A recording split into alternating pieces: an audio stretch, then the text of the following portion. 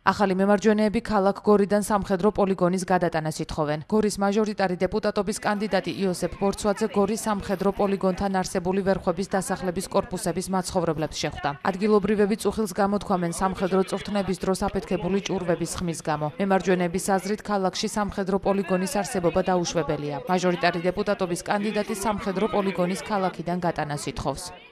ძალიან ძნელია რომ ყოველ დღე უსმინო აფეთქებების ხმას, ჭურვების ზანზარს, მორალურად ძნელია და ეს ადამიანები იყოფებიან სტრესულ რეჟიმში.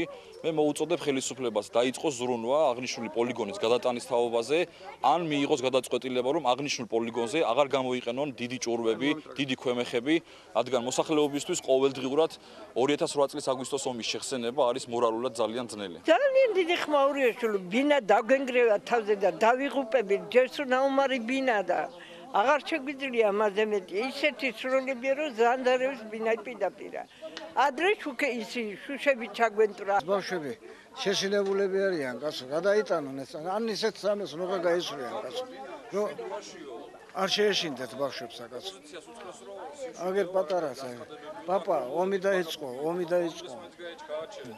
ეშინიან ბავშვსა აგვისტოს ომის დროს სწორედ ვერხვების დასახლება დაიბომბა, რასაც სამოქალაქო მსხვერპლი მოყვა.